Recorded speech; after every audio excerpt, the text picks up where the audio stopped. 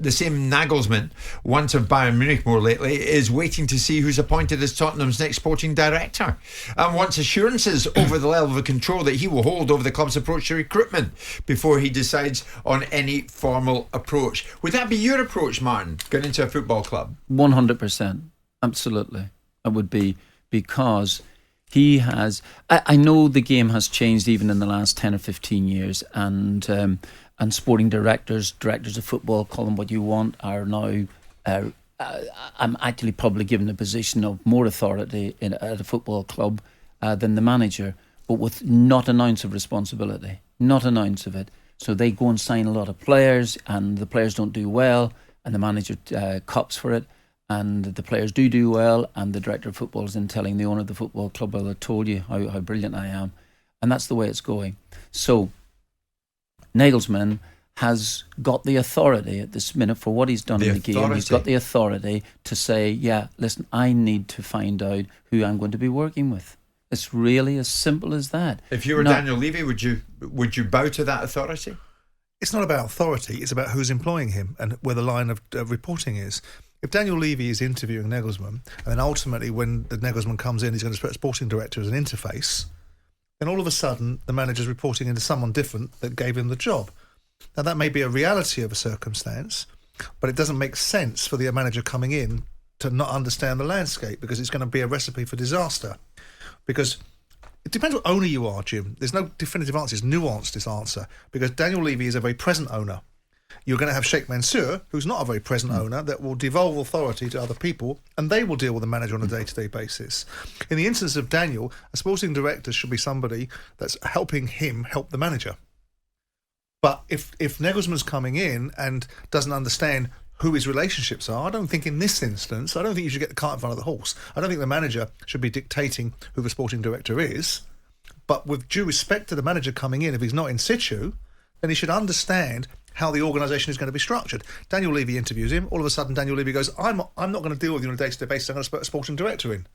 And the fella goes, well, I didn't take the job on that basis, and I don't particularly like this fella. I don't agree with his principles, and it's the marriage made in hell rather than heaven. So in this instance, I think there's nothing wrong with Nagelsmann. And then the same thing is, Nagelsmann's not going to sit here like no manager does. We can create this spin in the media, but no manager is going to tell an owner how much money he can spend. He's going to want to understand what the understanding of the position of is, and then they're going to agree something, and then everyone's going to expect one another to stick to their end of the bargain, which is the owner's got to do what he said he was going to do. He can't change his mind, irrespective of circumstances, unless he gets the manager to accept the situations have changed. So I don't have a problem with this scenario when a manager that you're coveting coming into a football club with an owner that has a certain position with the media and a certain reputation in terms of how he controls, and then a sporting director being brought in, because you've seen Paratici in there that was apparently influential in decision-making processes about Nuno Espirito Santo, or whether it's Conte.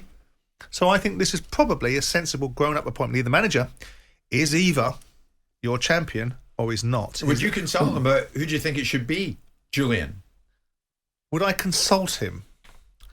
I mean, there's still a vacancy for it. No doubt there's runners and riders. Would you say to Nagelsmann, there's my list, who would you work with best? I wouldn't consult somebody. I would talk to somebody. I wouldn't consult him because he doesn't currently work for me. So it's a different dynamic that I've got. But if you are going to appoint him, and he must know whether he's getting appointed or not. I would like to think that I would be factoring in sensible decisions, that I wouldn't be putting square pegs into round holes, that ultimately that I wouldn't be looking at sporting. I wouldn't base my decision upon my sporting director upon a manager that I've yet to appoint. But I would also factor in, I'd price it all in.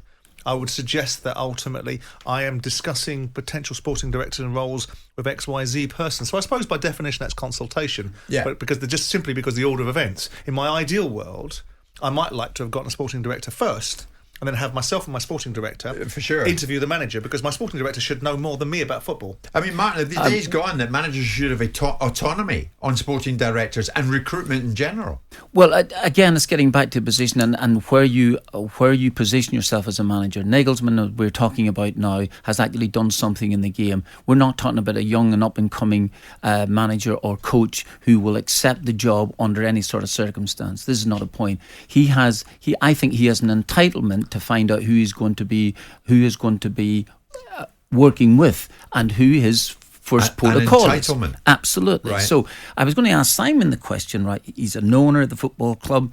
He's going to appoint a sporting director, a director of football, and then he's going to appoint a manager. But just let's say he's speaking to the manager and he doesn't have a sporting director at hand, but he thinks there are two people that could do the job, and he would like, he being you, would like to have.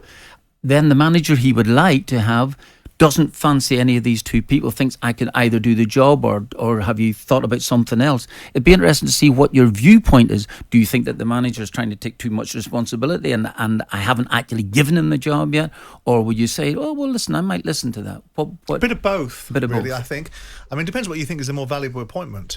That's a very, very good point, because, let me put it there, it has to, if you're going to try and win some football matches, it's got to be the manager.